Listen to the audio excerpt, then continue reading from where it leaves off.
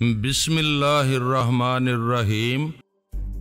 خود پرستی سے قطع نظر مجھے ابھی تک کسی ایسے آدمی سے واسطہ نہیں پڑا تھا جسے میں نے اپنے سے زیادہ طاقتور محسوس کیا ہو، اور یہ طاقت خدا داد ہی تھی۔ میں نے اس کے لیے پیشہ ور پہلوانوں، تان سازوں یا مارشل آرٹ کے ماہروں کی طرح دن رات محنت اور ریاضت نہیں کی تھی۔ ہاں، اتنا ضرور کیا تھا کہ زندگی کے سفر میں جہاں بھی کسی سے کوئی ذرا سی بھی کام کی بات سیکھنے کا موقع ملا تھا تو میں نے وہ موقع ضائع نہیں کیا تھا۔ تھوڑی بہت ورزشیں بھی میں باقاعدگی سے کرتا تھا۔ سب سے اہم بات بس یہ تھی کہ میں نے اپنی زندگی میں کبھی کوئی بڑی بے اعتدالی نہیں آنے دی تھی۔ پھر بھی میں یقین سے نہیں کہہ سکتا تھا کہ دیگر بے شمار مہربانیوں کے ساتھ ساتھ اوپر والے نے ایک مہربانی بھی مجھ پر کیوں کر رکھی تھی کہ آج تک میں نے کسی کے مقابلے میں اپنے آپ کو کمزور محسوس نہیں کیا تھا۔ تاہم مجھے جب بھی شبہ ہوتا تھا کہ میرا کوئی حریف تقریباً میرے ہی جتنا طاقتور ہے تو میں روایتی انداز میں طاقت کے جواب میں طاقت ہی کا استعمال کرتے ہوئے اس کا مقابلہ نہیں کرتا تھا۔ یہ اپنے آپ کو خواہ مخواہ زیادہ تھکانے اور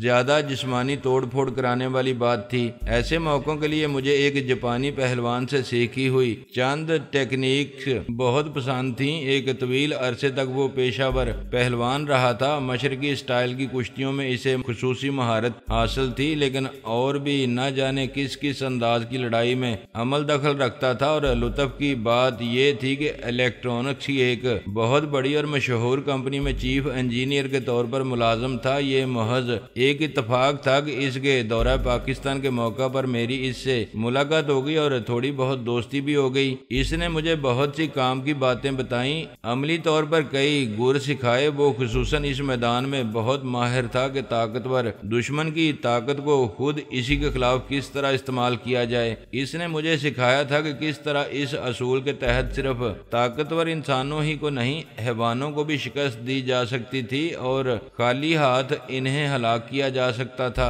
اسی نے مجھے بتایا تھا کہ جاپان، چین اور تھائی لینڈ وغیرہ میں بہت سے ایسے پہلوان موجود تھے جو کسی سرکش گھوڑے یا بھینسے کی گردن بغل میں دبا کر توڑ سکتے تھے۔ اس میں طاقت کو بھی دخل ہوتا تھا، لیکن اصل اہمیت تکنیک کی تھی۔ وہ دراصل گھوڑے یا بھینسے ہی کی طاقت اور جھنجھلاہٹ کو اس کے خلاف استعمال کرتے تھے۔ اس کی گردن کو لاک لگاتے ہوئے ایک ایسے زاویے اور ایسے لمحے میں جھٹکا دیتے تھے کہ در حقیقت حیوان اپنے ہی زور میں اپنی گردن تڑوا بیٹھتا تھا، لیکن اس تکنیک کو استعمال کرنا بہرحال ہر ایک کے بس کی بات نہیں تھی۔ عام سے طاقتور انسانوں کے لیے بھی اس کو سیکھنا آسان نہیں تھا۔ میں ایک بار اس کا کامیاب عملی مظاہرہ کر چکا تھا۔ ستارہ کی ایک شوٹنگ کے دوران جب اس کے گھوڑے کو ایک سازش کے تحت زہر کا انجیکشن لگا دیا گیا تھا تو وہ ستارہ کو پشت پر لیے پاگل ہو کر دوڑ پڑا تھا۔ اسے روکنے کی کوئی تدبیر نہیں کی جا سکی تھی۔ بالآخر میں نے راستے میں اس پر چھلانگ لگا کر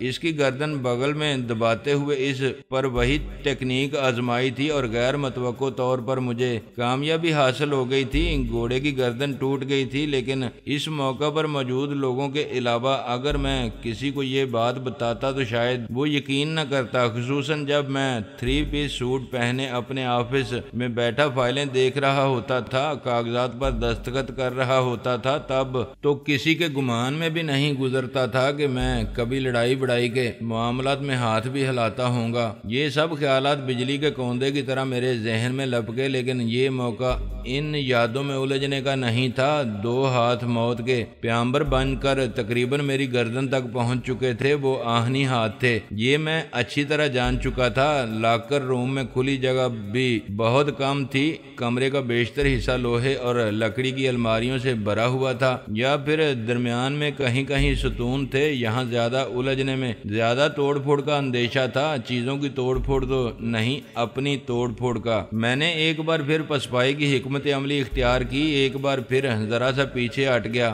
اس حکمت عملی کی بدولت کئی بار میں اس طرح بھی کسی کی کی درگت بنانے میں کامیاب ہوا تھا کہ میرے لباس پر چاند شکنیں بھی نہیں آئی تھیں۔ ویٹر جس کے بارے میں مجھے یقین تھا کہ وہ اصلی ویٹر نہیں تھا بلکہ کسی ویٹر کی جگہ لیے ہوئے تھا، ایک بار پھر اپنی جھونک میں ذرا آگے کو آیا اور میں نے اس کے جبڑے پر ایک زوردار قسم کا گونسا رسید کیا۔ اس کی گردن ذرا سی گھومی لیکن قدم اپنی جگہ سے نہیں ہلے، تاہم ایک ثانیے کے لیے اس کے حواس ضرور مختل ہوئے۔ اس سے پہلے کہ وہ سر جھٹک کر سنبھل پاتا، میں نے اس کی گردن پر کراٹے کی ایک چاپ رسید کی۔ اس کی گردن واقعی سانڈ کی طرح مضبوط تھی، لیکن اسی لمحے اس کا سر بھی لوہے کی الماری سے ٹکرا گیا۔ پہلی بار وہ بری طرح لڑکھڑایا، اس کی گردن تشنجی سے انداز میں ٹیڑھی ہو گئی۔ میں نے اسے سنبھلنے کا موقع نہیں دیا، اس کے جبڑے پر ایک گونسا رسید کیا۔ میرا بھی یہ گونسا شاید لوہے کی الماری میں ڈینٹ ڈالنے کے لیے کافی ہوتا۔ اس بار اس کے پاؤں زمین سے اکھڑے، وہ ذرا سا اچھلا اور چاروں شانے چت گرا، لیکن بے ہوش وہ اب بھی نہیں ہوا تھا۔ اس پر کچھ عجیب ہی اثر ہوا تھا۔ گرنے کے بعد اس نے اٹھنے کی کوشش نہیں کی تھی، اس کی آنکھیں کھلی کی کھلی رہ گئی تھیں۔ وہ چت پڑا ایک ٹک چھت کی طرف دیکھ رہا تھا۔ پہلے تو مجھے یہی گمان گزرا کہ وہ مر چکا ہے، لیکن پھر اس کے سینے کے زیرو بم سے اندازہ ہوا کہ وہ سانس تو لے رہا تھا لیکن سکتے کسی حالت میں چلا گیا تھا۔ میں نے ایک بار پھر سگار جیب سے نکال کر اس کے قریب بیٹھتے ہوئے کہا، لو میرے چاند، اب تو اس کے دو چار کش لگا لو، اتنی ضد اچھی نہیں ہوتی۔ لیکن اب وہ گویا میری بات سن ہی نہیں رہا تھا، اس کی حالت میں ذرا بھی تغیر نہ آیا۔ وہ اسی طرح ساکت رہا۔ ہاتھ شاید کچھ زیادہ ہی زور سے پڑ گیا تھا، اسے کوئی دماغی چوٹ آ گئی تھی۔ میں سگار کو انگلیوں میں گھماتے ہوئے اٹھ کھڑا ہوا۔ اسی وقت مجھے اپنے عقب میں کسی کی موجودگی کا احساس ہوا۔ میں تیزی سے گھوما لیکن اکرام بیگ کو دیکھ کر گہری سانس لے کر رہ گیا۔ دروازے کے قریب کھڑا تھا، خوفناک سی شکل کا ایک بھرا ہوا جرمن لیوگر اس کے ہاتھ میں تھا۔ ریوالور کا رخ گو کہ میری طرف تھا، لیکن میں نے اپنے آپ کو یہی تسلی دینے کی کوشش کی کہ وہ در حقیقت ویٹر کو کور کیے ہوئے تھا۔ اکرام بیگ کا چہرہ پتھرایا ہوا سا لگ رہا تھا۔ وہ ایک قدم آگے آ کر اپنا خالی ہاتھ بڑھاتے ہوئے بولا، لاؤ سگار مجھے دے دو۔ وہ سگار نہ مانگتا تو شاید میں خود ہی اس کے حوالے کر دیتا۔ اس کے لہجے میں کوئی بات تھی جس نے مجھے چونکا دیا۔ میں نے سگار جیب میں رکھتے ہوئے کہا، بیگ صاحب یہ سگار ایک جرم کی شہادت ہے۔ اس بات کا ثبوت ہے کہ منسٹر صاحب کو قتل کرنے کی سازش کی گئی تھی اور اس سازش کا تانا بانا یقیناً بہت دور تک پھیلا ہوا ہوگا۔ میں یہ ثبوت اپنے ہاتھ سے حفیظ صاحب کی خدمت میں پیش کرنا چاہتا ہوں۔ یہ اکلوتی سگار اہم شہادت ذمہ دار ہاتھوں میں جانی چاہیے۔ تو کیا تمہارے خیال میں ذمہ دار آدمی نہیں ہوں؟ اکرام بیگ کا لہجہ یکدم درست ہو گیا۔ غصے کی شدت سے اس کا چہرہ ارغوانی ہو گیا۔ وہ معززانہ لباس میں نارمل حالت میں بھی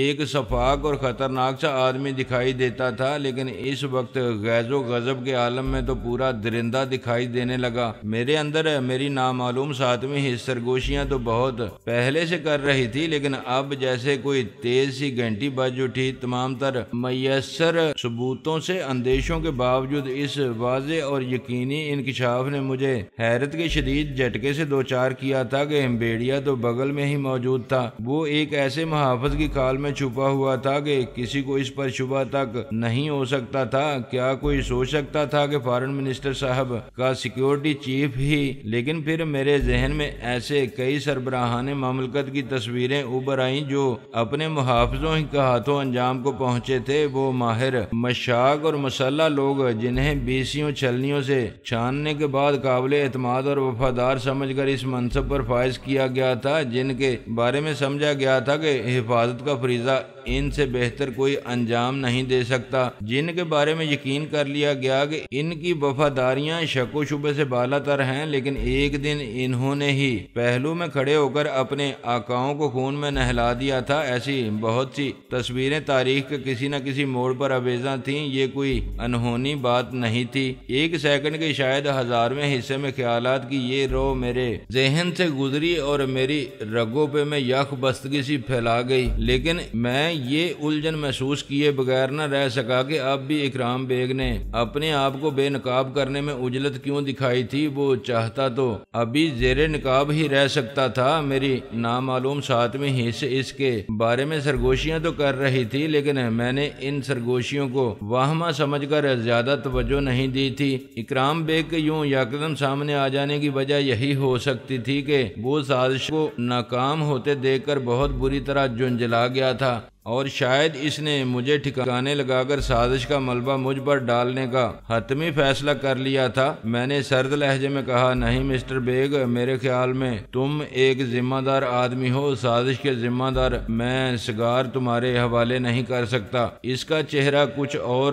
ارغوانی ہو گیا۔ دانت پیستے ہوئے اس نے میری پیشانی کا نشانہ لیا۔ اس کے ہاتھ بہت مضبوط تھے۔ جس ہاتھ میں ریوالور تھا اس کے ننھے ننھے عضلات مضطربانہ انداز میں مچل رہے تھے۔ اس کے اور میرے درمیان فاصلہ خطرناک تھا۔ وہ ایک منجا ہوا بلکہ چھٹا ہوا آدمی تھا۔ اس کے سامنے کوئی غیر معمولی قدم اٹھانے کا خطرہ مول نہیں لیا جا سکتا تھا۔ ہتھیار اس کے لیے کھلونا تھے۔ اس کے پیچھے تربیت اور گو نہ گو تجربات کا ایک طویل دور تھا۔ اس کی حیثیت بھی ایسی تھی کہ مجھ جیسے کسی بزنس مین کو کسی بے وقت خرگوش کی طرح گولی مار کر کوئی بھی کہانی سنا دیتا اور صاف بچ جانا اس کے بائیں ہاتھ کا کام تھا۔ مجھے صرف ایک ہی مہم سی امید نظر آ رہی تھی، وہ یہ کہ اکرام بیگ فائر کرے تو میں گولی سے بچنے کی کوشش کروں گا۔ مجھے اس کا خاصا تجربہ تھا، لیکن میں یقین سے نہیں کہہ سکتا تھا کہ اکرام بیگ جیسے گاگ آدمی کے سامنے میرا یہ تجربہ کام آ سکے گا یا نہیں۔ بہرحال اب تو صرف قسمت آزمائی ہی کی جا سکتی تھی۔ اکرام بیگ گویا میرے خیالات پڑھتے ہوئے قدرے ملائمت سے بولا، میں تمہیں یہاں قتل کرنا نہیں چاہتا، لیکن اگر تم نے سگار میرے حوالے نہ کیا تو میں یہ کام بھی کر گزروں گا، اور اگر میں نے سگار تمہیں دے دیا تو تم مجھے کہیں اور لے جا کر قتل کرو گے، یہی مطلب ہے تمہارا؟ میں نے پلک جھپکائے بغیر سوال کیا۔ اس نے میرے سوال کا جواب نہیں دیا۔ اس کی توجہ ویٹر کی طرف مبذول ہو گئی تھی۔ ایک نظر اس کی طرف دیکھ کر وہ بولا، کیا اسے مار دیا ہے؟ میں نے ویٹر کی طرف دیکھا۔ ایک لمحے پہلے مجھے کچھ شبہ سا ہوا جیسے اس نے خفیف سی حرکت کی ہے، لیکن میں نے اس کی طرف دیکھنے کا خطرہ مول نہیں لیا تھا۔ میں نے یہی سوچا تھا کہ اگر وہ ہوش میں آ گیا اور اس نے اٹھ کر مجھ پر حملہ آور ہونے کی کوشش کی تو عین آخری لمحے پر ہی میں اپنے بچاؤ کی کوئی کوشش کروں گا، لیکن اب میں نے اس کی طرف دیکھا تو وہ پہلے ہی کی طرح ساکت نظر آیا۔ میں نے بے پرواہی سے کہا، جب یہ گرا تھا تو اس وقت تو زندہ تھا، بعد میں مر گیا ہو تو معلوم نہیں۔ وہ ویٹر پر دوبارہ نظر ڈالنے کی زحمت کیے بغیر بولا، اچھا اب تم دونوں ہاتھ اوپر اٹھا لو، منہ الماری کی طرف کر لو اور ہاتھ الماری پر ٹکا لو، دونوں ٹانگیں چوڑی کر لو۔ بہت خوب،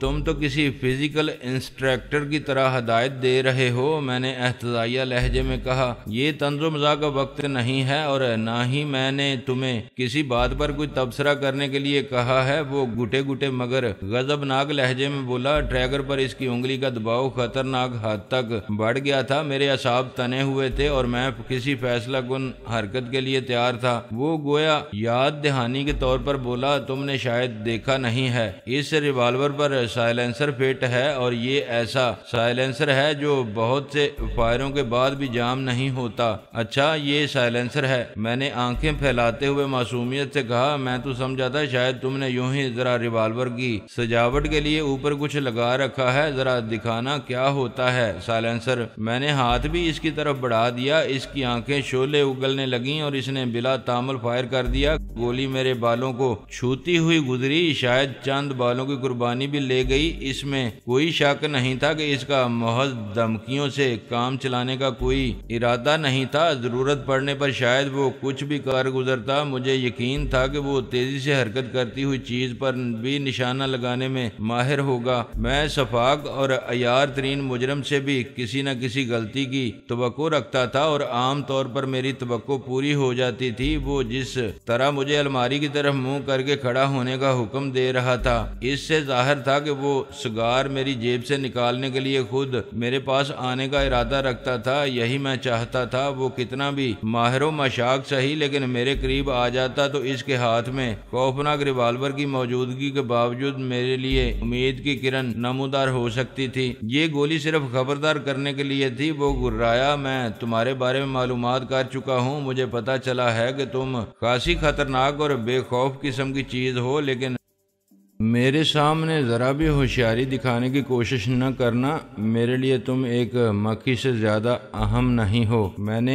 گویا اس کے الفاظ سے معروب ہو کر فوراً ہاتھ اٹھائے اور گھوم گیا۔ اس کی طرف پشت کر کے میں نے ہاتھ الماری پر ٹکا دیے اور ٹانگیں چوڑی کر کے کھڑا ہو گیا۔ وہ میرے قریب آ گیا، لیکن بالکل اس طرح جیسے کوئی بھڑکتی ہوئی آگ کے قریب آتا ہے۔ مجھ سے ذرا فاصلے پر ہی رہتے ہوئے اس نے ہاتھ بڑھا کر میرے ویٹروں والے فیشن کوٹ کی اگلی جیب سے سگار نکال لیا۔ میں اس کی طرف دیکھ نہیں رہا تھا، لیکن محسوس کر سکتا تھا کہ وہ کہاں کھڑا ہے، اس کے اور میرے درمیان کتنا فاصلہ ہے۔ عجیب حالت یہ تھی کہ مجھے کچھ یوں محسوس ہو رہا تھا جیسے کمرے میں میرے اور اکرام بیگ کے علاوہ بھی کوئی شخص داخل ہو چکا ہو۔ کن اکھیوں سے دیکھنے پر مجھے ویٹر تو نظر آ رہا تھا، مگر وہ بدستور اپنی جگہ پڑا تھا۔ میری درندوں والی حسیات مجھے کسی اور ہی کی آمد کا پتہ دے رہی تھی۔ اکرام بیگ سگار میری جیب سے نکالنے کے بعد الٹے قدموں پیچھے ہٹ رہا تھا۔ میں گویا اس کی طرف دیکھے بغیر بھی اسے دیکھ رہا تھا۔ اچانک شاید اسے بھی اپنے عقب میں کسی کی موجودگی کا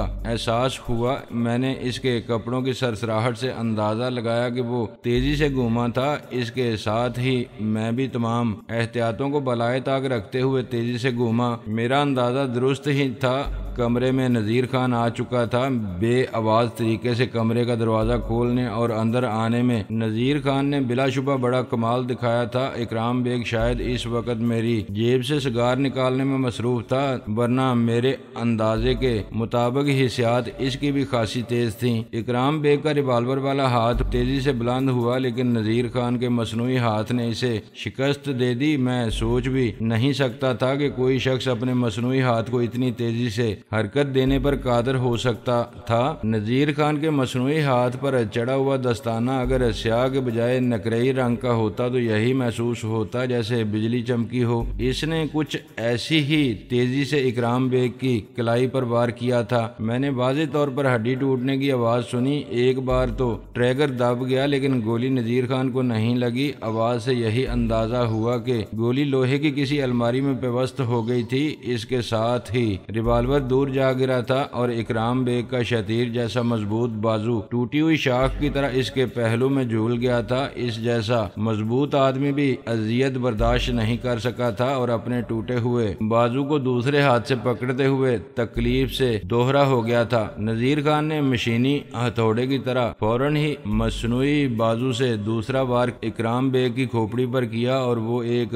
ستون سے ٹکراتے ہوئے کٹے ہوئے شتیر کی طرح ڈھیر ہو گیا۔ مجھے اکرام بیگ کی طاقت کا اندازہ کرنے کا بڑا شوق سا محسوس ہو رہا تھا۔ مجھے اس کے مقابلے میں ہاتھ ہلانے کا بھی موقع نہیں ملا۔ نذیر خان نے تو آتے ہی چشمے زدن میں کہانی ختم کر دی تھی۔ میں لپک کر اکرام بیگ کے پاس پہنچا جو ایک لاکر کے سہارے ساکت پڑا تھا۔ مجھے تشویش ہو چکی تھی کہ نذیر خان نے جس ہاتھ کے وار سے اکرام بیگ کی مضبوط کلائی توڑ ڈالی تھی، اس کی کھوپڑی پر کیا جانے والا وار مہلک بھی ہو سکتا تھا۔ کوئی بعید نہیں تھا کہ اکرام بیگ مر چکا ہو۔ یہ اندیشہ میرے لیے بہت پریشان کن تھا۔ میں اسے مردہ دیکھنا نہیں چاہتا تھا۔ حفیظ صاحب کو سازش پر یقین دلانے کے لیے اکرام بیگ کو زندہ ان کی خدمت میں پیش کرنا ضروری تھا، ورنہ ان کے ذہن میں یہ شبہ بھی جنم لے سکتا تھا یا کوئی انہیں یہ پٹی پڑھا سکتا تھا کہ ہم نے ہی نہ جانے کس ویٹر اور ان کے سیکیورٹی چیف کو ٹھکانے لگا کر کسی مقصد تحت سازش کی کہانی گاڑ لی ہے۔ میری سرکاری لوگوں سے شناسائی تو تھی، لیکن